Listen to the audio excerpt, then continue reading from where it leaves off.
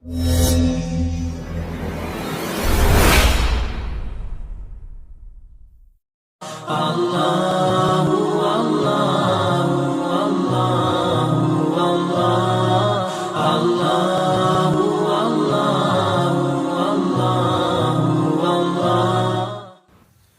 Ustadz, dan mohon izin selanjutnya, bagaimana cara menasihati orang tua yang usianya sudah lebih dari 40 tahun, sudah jauh Ustadz, tapi masih terus sibuk. Usianya lebih dari? Sudah usianya lebih dari 40 tahun, sudah tua. Masih muda, 40 tahun, masih muda. Lebih dari 40 tahun, maksudnya berapa? 60? Nggak disebutkan Ustadz, tapi orang tua masih sibuk terus dalam kesibukan dunia Ustadz. Bagaimana sikap kami sebagai anak untuk mengajaknya dalam kebaikan? Ya, pertama antum harus doain ya. Tiap malam doain orang tua ya. Kita nih kadang malas berdoa ya. Padahal kunci kebaikan adalah apa? Doa. Benar-benar serius menangis minta kepada Allah agar Allah memberi daya kepada orang tua kita. Yang kedua ya, kita ya, kunjungan ke orang tua ya. Kalau bisa bikin ide, bikin pengajian di rumah ya. Kita siapin ya. Kita IO-nya ya. Ayah gimana bikin pengajian di rumah? Paling tidak itu membuat dia mendengar ayat-ayat Allah, mendengar hadis-hadis Nabi sallallahu alaihi wasallam. Bagaimanapun seorang muslim kalau dengar ayat-ayat Allah pasti ada pengaruhnya. Ya kalau dia enggak mau diajak pengajian ke masjid, kita bikin pengajian di rumah. Ya. Atau bikin majelis tahsin di rumah. Ya intinya ada usaha lah. Saya tidak tahu apa yang terbaik bagi kondisi orang tua, tapi kira-kira demikian.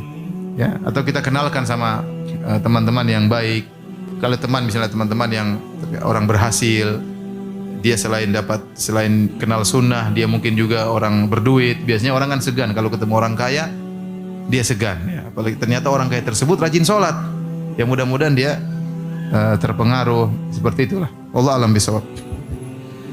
Baik Ustadz, dan selanjutnya Ustadz mohon nasihatnya, bagaimanakah ciri-ciri meninggal saat husnul khotimah Ustadz? Apakah meninggal tanpa sakit itu lebih baik dengan yang meninggal didahului dengan sakit terlebih dahulu? Mohon nasihatnya. Sederhana, husnul khatimah yaitu meninggal dalam kondisi sedang beramal soleh. Itu saja. Sedang beramal soleh, sedang berangkat misalnya ingin berbakti sama orang tua, tahu-tahu kecelakaan di jalan. Husnul khatimah. Kenapa? Sedang berencana untuk berbakti kepada orang tua. Ya. Lagi sholat meninggal, lagi mau ikut pengajian, tahu-tahu meninggal dunia misalnya. Ya. Ya, lagi berbakti sama orang tua, intinya lagi baca Quran meninggal dunia, ya.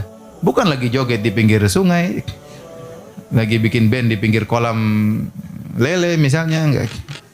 Tahu-tahu datang tsunami meninggal dunia, bilang ini ya husnul khotimah. Lagi nyanyi joget kemudian meninggal. Subhanallah, saya lihat ya orang-orang mengatakan nyanyi enggak apa-apa, joget enggak apa-apa, tapi dulu sempat tersebar ada klip orang lagi joget meninggal dunia. Semua orang tahu itu mati buruk.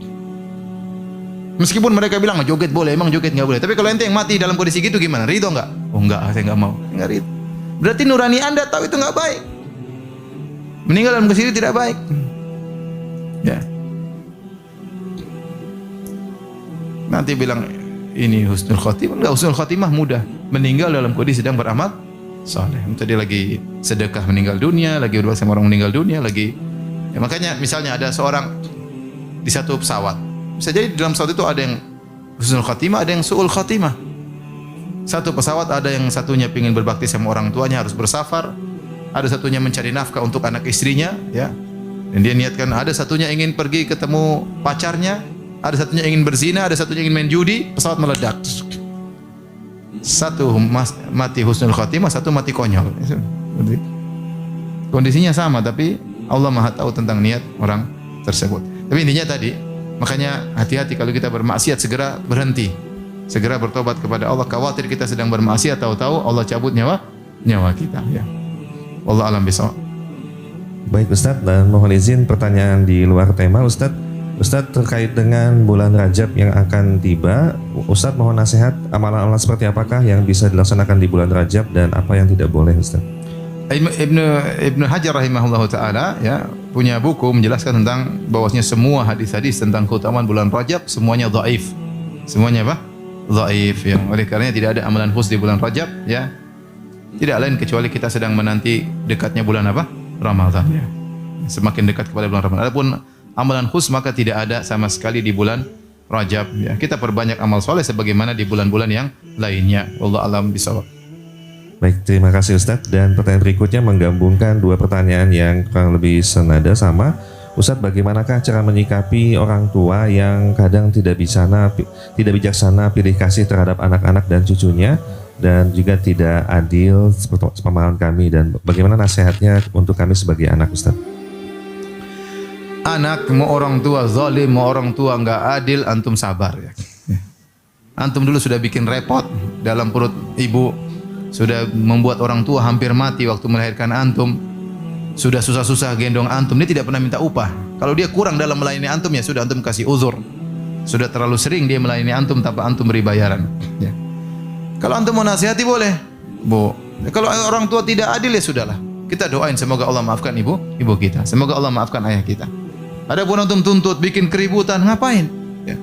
Sudahlah. Allah suruh kita berbuat bakti kepada orang tua.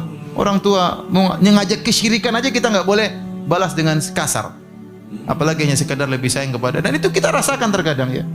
Ikhwan, perhatikan ibu-ibu, terkadang orang tua dia sayang kepada salah seorang dari anggota keluarga, dari kakak dan adik kita, karena ada sesuatu kita nggak tahu kenapa.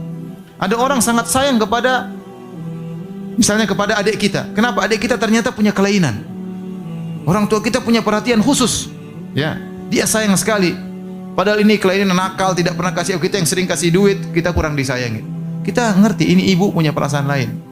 Dia pasti ingin adil, tapi terkadang ada hal yang membuat dia fokus kepada salah satunya, kita tidak tahu sebabnya apa. Ya udah, kalau antum merasa tidak ini, ya nasihati, ngomong apa? Mak, kenapa tidak adil, Mak? Saya kan sudah begini, harusnya kenapa masukkan aja. Kalau orang tua tidak terima, tetap tidak adil, ya sudah. Mau ribut, ya. Sampai ada yang marah sama ibunya. Ibu tidak adil. Ibu durhaka sama anak ibu. Masya Allah. Ada dosa baru namanya durhaka sama anak. Setahu saya cuma durhaka sama orang tua. Makanya ya udah, sabar itu ya, itu ujian hidup. Ya, ujian hidup. Justru kita sayang sama orang tua, dia tidak adil, kita berdoa semoga dia diampuni oleh Allah Subhanahu wa taala, bukan kita menanamkan kebencian kepada orang tua. Allah alam bisawab. Baik Ustadz, dan mohon izin pertanyaan berikutnya dari Ahwat. Ustadz, di usia kami yang sudah mencapai 40 tahun ini, kami bersaudara mengetahui bahwa ada salah satu kakak kami yang adalah anak angkat atau anak adopsi. Sementara qadar Allah, kedua orang tua kami telah meninggal dunia tanpa sempat memberitahukan status kakak tersebut. Apakah ada kewajiban kami selaku adik untuk memberitahukan hal tersebut, sementara kakak yang lain tidak mau memberitahukan tentang hal tersebut Ustadz kepada kakak? Apakah ada faedahnya untuk menyampaikan? Jelas harus tahu, karena berkaitan dengan nasab, ya. Berkaitan dengan warisan, hukumnya lain. Berkaitan dengan ponakan juga, anak kita bukan mahram dia misalnya, ya. Urusannya panjang, ya. Maka apa, kita kumpul baik-baik, ngomong, kami anggap sebagai keluarga kami, tapi ini sekedar untuk memberitahu karena ini tidak merubah kondisi, hanya sekedar syariat, ya. Ada aturannya. Ya, tapi kita baik, ketawa-ketawa terus kita sampaikan. Anggap seperti benar-benar kakak sendiri, tapi kan kita tahu ada batasan syariat. Masih tidak boleh bersentuhan, tidak boleh melihat aurat kita misalnya, anak-anak bukan ponakannya, dan yang lainnya, ya. Dan itu harus disampaikan, ya. Ya, jangan, karena kalau tidak disampaikan akhirnya nanti kan terjadi pelanggaran terhadap syariat. Tinggal bagaimana cara yang hikmah, yang bijak dalam menyampaikan hal tersebut, yang menunjukkan tidak ada perendahan, ya. Atau kalau tidak berani menyampaikan, bisa misalnya lewat ustadz yang menyampaikan, bisa saja, ya. Yang penting kita tetap berusaha menjalankan syariat. Wallahu a'lam bishawab. Baik Ustadz, pertanyaan berikutnya masih dari ibu-ibu Ustadz, terkait dengan semangat kami untuk belajar Ustadz. Mohon nasihatnya, bagaimanakah cara boleh mengambil ilmu dari semua Ustadz kah, ataupun bagaimana, mohon nasihatnya Ustadz untuk kami yang sedang semangat belajar Ustadz. Ibu-ibu jangan lupa belajar tahsin. Ibu-ibu, karena setahu saya ibu-ibu waktunya lebih longgar daripada bapak-bapak, ya. Ya. Bapak-bapak lebih banyak kegiatan. Dengan ibu-ibu, ya, waktu yang longgar itu jangan sampai tersibukkan dengan hal yang tidak bermanfaat, ya. Karena godaan-godaan di medsos itu banyak. Ibu-ibu pingin tahunya banyak, ya. Ya. Misalnya ada berita artis meninggal. Kalau bapak mungkin lewat sekali aja. Ibu mungkin 5 kali nonton. Nangisnya 5 kali. Maksud saya begitu, namanya ibu pengen tahu, ya, ada kabar ini, kabar anu, kabar ini, baju ini, fashion baru, ini baru. Laki-laki enggak begitu, ya.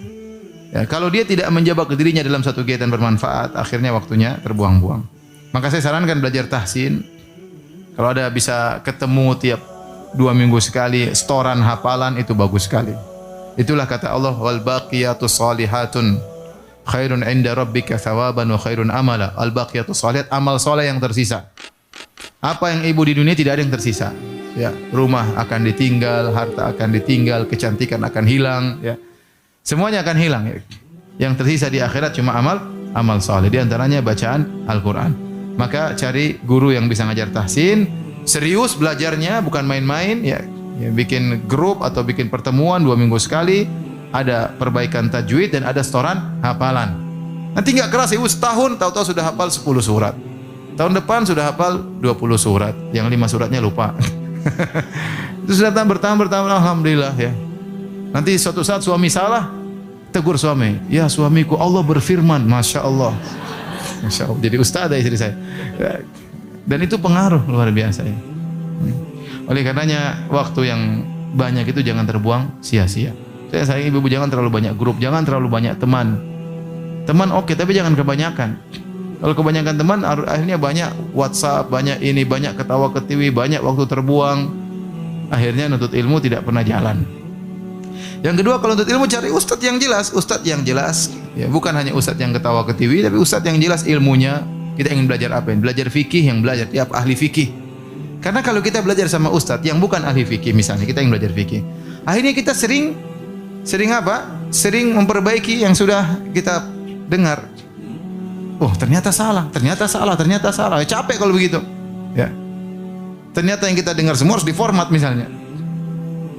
Kita belajar akidah juga sama yang benar. Ustadz ini bidang akidah. Udah kita belajar akidah sama dia, berusaha kita dengar. Kalau nggak paham kita putar ulang, YouTube-nya kita putar ulang, seperti itu. Bukan sekedar siapapun kita boleh duduk, akhirnya nggak teratur ilmu kita, terkadang ada kesalahan harus kita revisi kembali, repot. Dan itu banyak kejadian seperti itu, ya. Banyak kejadian seperti itu. Makanya saya bilang untuk ilmu, umur kita terbatas, cari ilmu yang benar. Di YouTube juga ada silsilah pengajian ini, masalah ini. Ya, yang kita butuhkan apa? Kita belajar dengan baik-baik. Kalau nggak ngerti, tanya kepada orang yang paham. Allah alam bisawab. Tapi demikian saja, Bapak dan Ibu dirahmati Allah Subhanahu wa taala. Apa yang saya sampaikan yang benar datang dari Allah Subhanahu wa taala, yang salah dari kesilapan saya sendiri, dari syaitan. Semoga Allah mengampuni dosa-dosa kita. Kita tutup kafaratul majlis. Subhanakallah bihamdik, asyhadu alla ilaha illa anta, astaghfiruka wa atubu ilaik. Assalamualaikum warahmatullahi wabarakatuh.